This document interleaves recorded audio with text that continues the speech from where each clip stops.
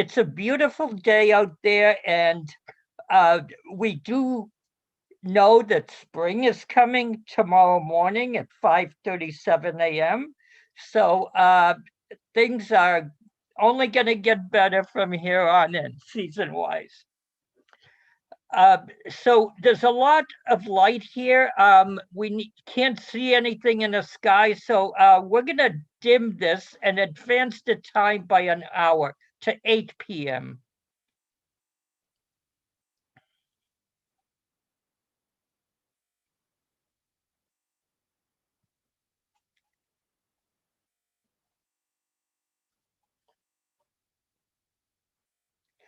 It's slowly getting darker, a little faster than real time, but it will get dark. There we go. And now we see a scattering of stars visible looking towards the west, I believe. We also can find some solar system objects. If we look up a little bit and to the left, I think you'll see what I mean. Okay, see that object up there that is definitely not a star? Of course, that's the moon. And I think we can magnify it a little to help us see a little bit more detail. Great. So the moon is a crescent. It's about 6 or 7 days old. It's going to be first quarter on Sunday. So it's a great evening object to look at, even with your naked eye, much less binoculars or a telescope. It never gets old. There's another solar system object nearby, which I think we can find very close to the moon, and that is a red dot. So that is Mars. And I'm sure you've been following news of the various missions now exploring the red planet. But we're not going to go there. We have a different agenda. Near the moon also is another object that's not part of the solar system, which are the Pleiades, an open cluster of stars. And they're known actually as the Seven Sisters, very commonly. In Japanese, they're called Subaru. So now you know where the car company got its name. Now, these are all very young stars. What do we mean by that? Well, stars, like people, have lives. They are born, they live out their lives, they get old, and they die. Each of them has a story.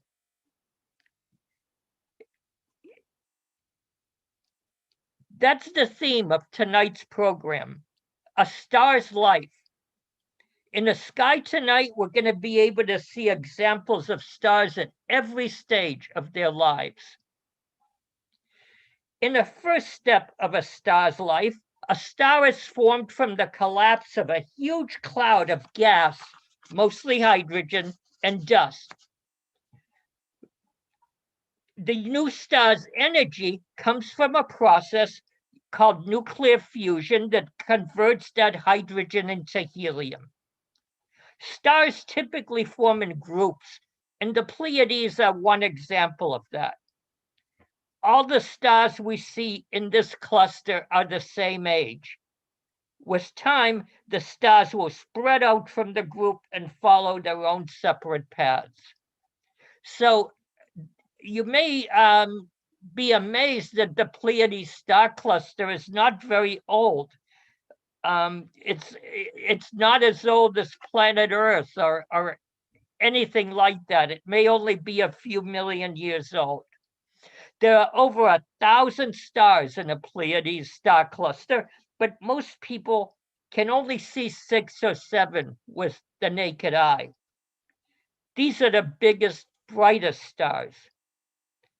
It may seem strange, I'm always blown away by this fact. Big stars like these don't last very long. Even though they have more fuel to begin with, they use it up much more quickly. Very small stars with little fuel to begin with are spendthrifts. They can last for much longer periods of time. An average star like the sun can last for billions of years. It's almost 5 billion years old, and it has enough fuel to last for about another 5 billion years. Now, the Pleiades lie in a constellation, Taurus, the bull. And as a matter of fact, as you can see, at the moment, the moon and Mars also happen to lie in Taurus, but they're just passing through. So to see a star much larger than the sun, let's look at another constellation. If you look at the pattern of stars just to the left of Taurus, does that look familiar to you? It's got a very distinct line of 3 stars, almost equally bright and equally spaced apart. These stars comprise what we call Orion's belt. But we're interested in other stars in Orion. So here you can see the outline of the whole constellation. It's in almost every culture on Earth, it depicts a hunter. And you can see he's got either a shield or a bow to defend, either to defend himself or to hunt down the bull, Taurus. Good luck with that. He's been at it for a long time. The bright star in the lower right of Orion is called Rigel. Rigel is at least 70 times the diameter of the sun and more than 20 times as massive. In spite of the huge amount of nuclear fuel it has available, it may have less than 1 million years of life ahead of it. That sounds like a big number, but remember, the Earth has 5 billion years ahead of it if all goes well. So what's going to happen to Rigel when it runs out of nuclear fuel? To get a glimpse of Rigel's future, let's look at another star in Orion. That one in the upper left corner. That's Betelgeuse. And it's one of the brightest stars in the night sky. And if you compare it to any of the surrounding stars, which appear mostly white or blue-white, you can actually see that Betelgeuse has a distinct reddish hue. Let's compare the size of these 3 stars to the sun. Okay, so here we see a diagram. You can see the sun is a tiny pixel in the upper left corner. And then we have a few other stars, but you can notice Rigel is represented by the giant red circle. And Betelgeuse is so big we can barely see the outline of it. So both of these stars are much bigger than the sun. So predictably, they won't last as long. It's thought if we put Betelgeuse in the center of our solar system, its outer surface would extend almost out to the orbit of Saturn. Betelgeuse was once a star like Rigel, but when it ran out of nuclear fuel, it began to change. It expanded to become bigger, but less dense and cooler, which also made its color change from blue-white to red. It's what we call a red supergiant star. When you see a red supergiant like this, you know it's at the end of its life cycle. In fact, Betelgeuse may have less than 1 million years left in its life. So what happens next? Sometime soon, maybe tomorrow, maybe in 1,000,000 years, Betelgeuse will actually explode. This is what we call a supernova. Supernova explosions have been observed. The one that formed an object called the Crab Nebula was noted by Japanese, Chinese, and Persian astronomers in the year 1054 AD. At its peak, the supernova appeared like an extremely bright star, visible even in broad daylight. But then it faded away after a few weeks or months. But we can look at the place where these supernovas were first observed to see what remains. And here's a close-up of the Crab Nebula. That's the result of that explosion that happened in 1054 AD. After the supernova explosion, all that remains of the exploding star is a dense core. And here we see a photograph of it from Chandra, an image from Chandra, the X-ray telescope. And you can see the swirling dust gravitating around that ferocious object, whether it's a neutron. I think it's a neutron star. Yes, it is, as I recall. And so that's how the story of this star ends. Supernovas spread material around for new star bursts. That enables the formation of new generations of stars and is the raw material for the formation of stars such as the Pleiades that we talked about earlier. The ultimate fate of a star is shown in this diagram, one of my favorite diagrams, which we'll bring up in a moment. Okay, so we start again at the nebula, which is where all stars originate. And if we move down to the lower branch, we'll see the star having a normal life, spending most of its time on what we call the main sequence. But when it starts to run low on fuel, it becomes a red supergiant, which is what happened to Betelgeuse. And at some point, it will explode as a supernova. Now, depending on the mass of the core that remains, the star's fate could go in one of two directions. It can become a neutron star, or if it's a very, very heavy and massive stellar core, it can become a black hole. But consider the other branch of the tree. That's the path our sun is going to follow. Again, through the adulthood of the main sequence, when it starts to run out of fuel, it will become a red giant, and it'll cast off its outer layers in a typically beautiful planetary nebula, and then it will become a white dwarf star. But that, my friends, is a story for another time.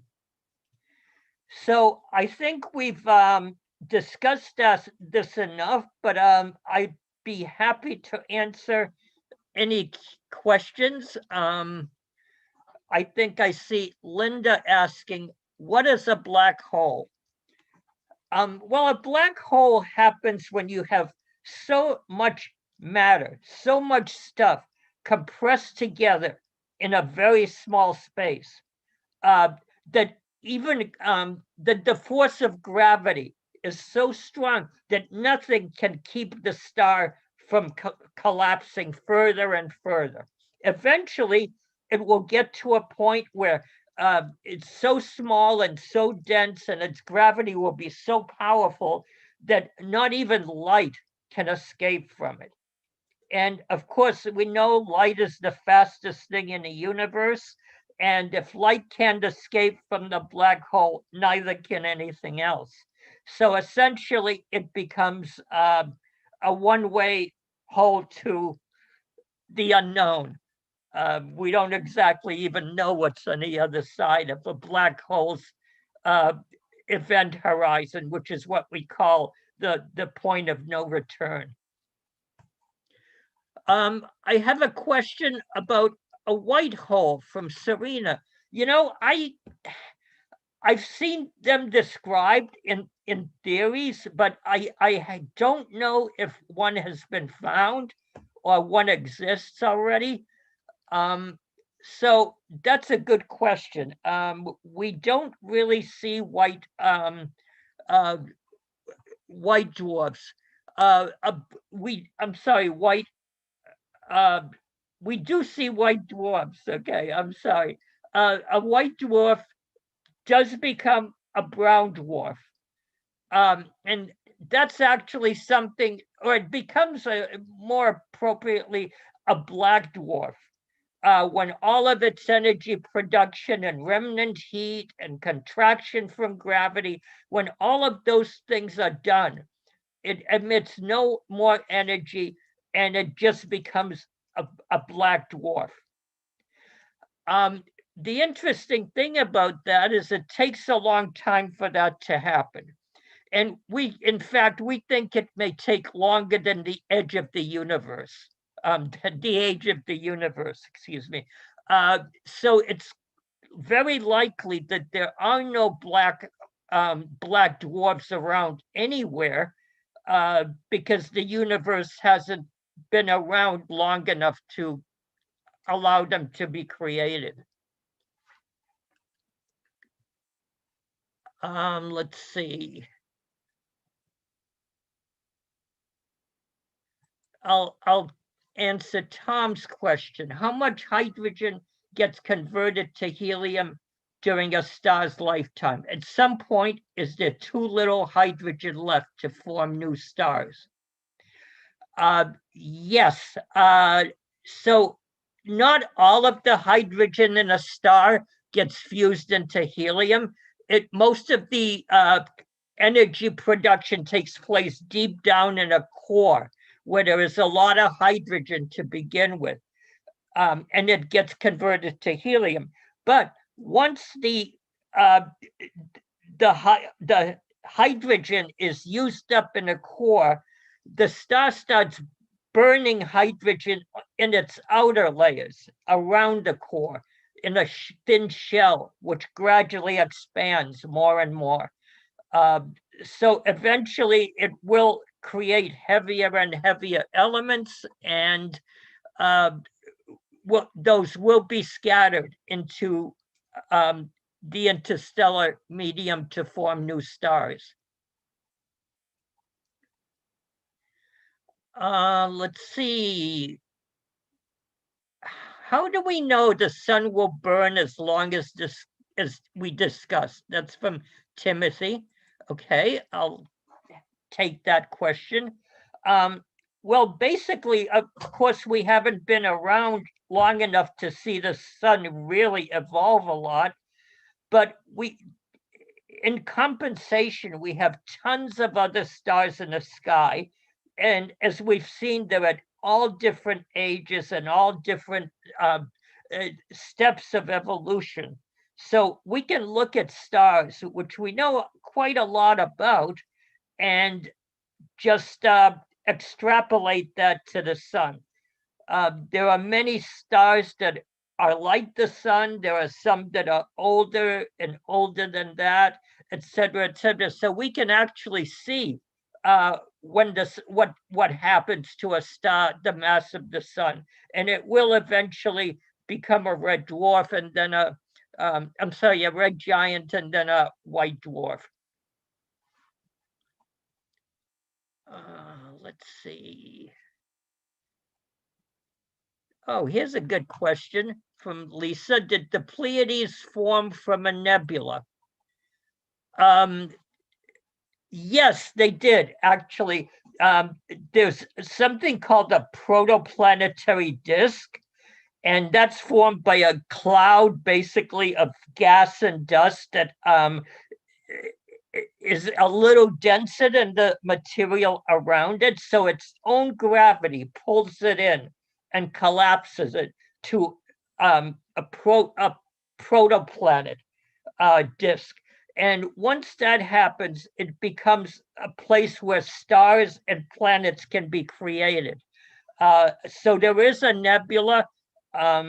In fact, the Pleiades are an excellent example of a nebula. They're an open cluster, which means the stars are kind of loosely attached gravitationally, and they will spread out as time goes on.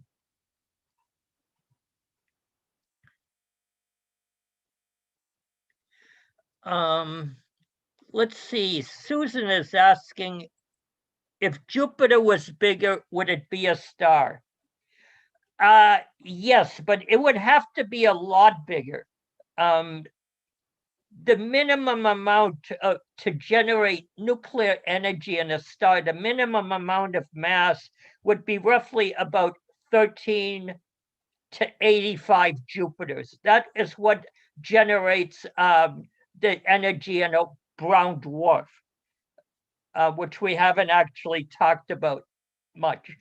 But if the star is more than 85 times or so the mass of Jupiter, it would become a full-fledged real star. But that's so much mass that it's not going to happen. A question from Serena. Will Jupiter and the sun collide? Probably not. We have run simulations of the solar system and trying to determine whether it's stable or not. And we know at least in the next few million years, the solar system is going to be stable. The planets aren't going to go out of their orbits and collide into other objects. And we have no reason to believe that they would. Okay, let's see.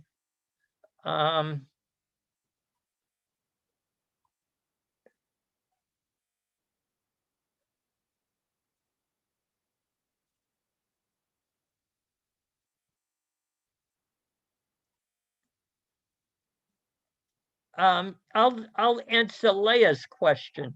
Can you talk about how looking at the stars are like looking back in the past?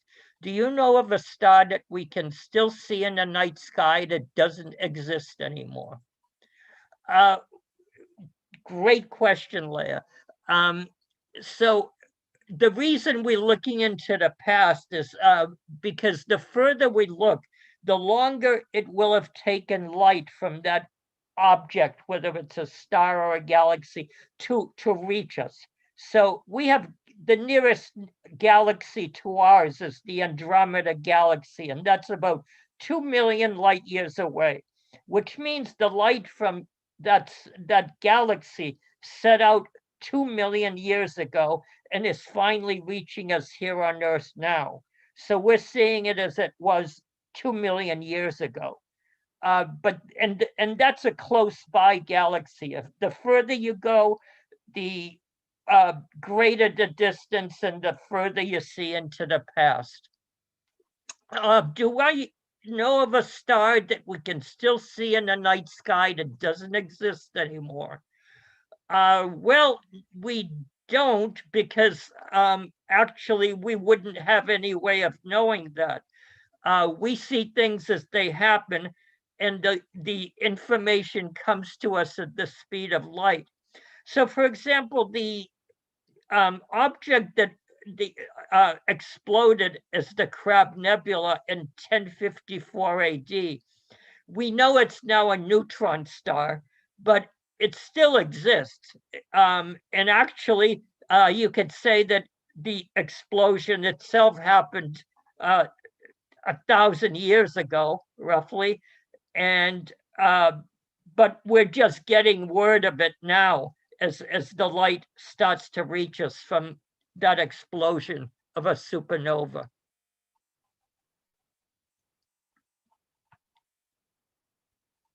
Let's see.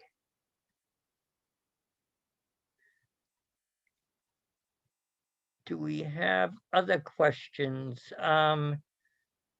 Amy is asking, what will it look like when our sun is at the end of its life cycle? So as we saw, the sun is going to expand into a red giant star. Then it's going to undergo something. It's going to shed its outer layers. Great. Here's the diagram. So if you look at the top branch, the sun is going to become one of these things called the Planetary Nebula, which are there's interesting stories about that, but we're not going to share those right now. Eventually, the sun will become a white dwarf. In fact, you can see a white dwarf right in the middle of that planetary nebula. That's what remains of the sun's core. And as we said, the white dwarf will gradually cool down. It's not radiating much energy. Eventually, it will get really cool and become a black dwarf. But there hasn't been enough time for that to happen to any star in the universe, as far as we know. Let's see for questions.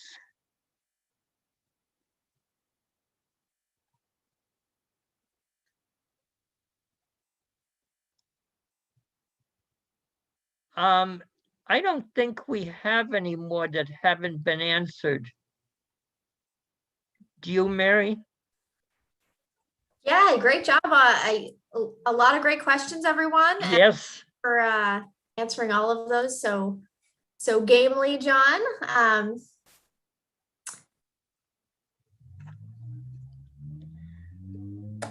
I think. I'm sorry. Go ahead, Mary. Yeah. So there was this question, this first one from Leah that I think you did kind of address about looking at stars is like looking into the past. Mm-hmm.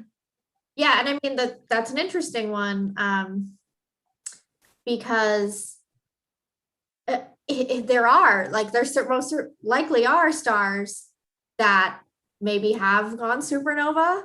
It's possible that we just haven't gotten the information yet because the light hasn't reached us. But of course, we won't know that's the case until we are able to see it. But anyway, I just wanted to say thank you all of you for joining us tonight for AstroNights.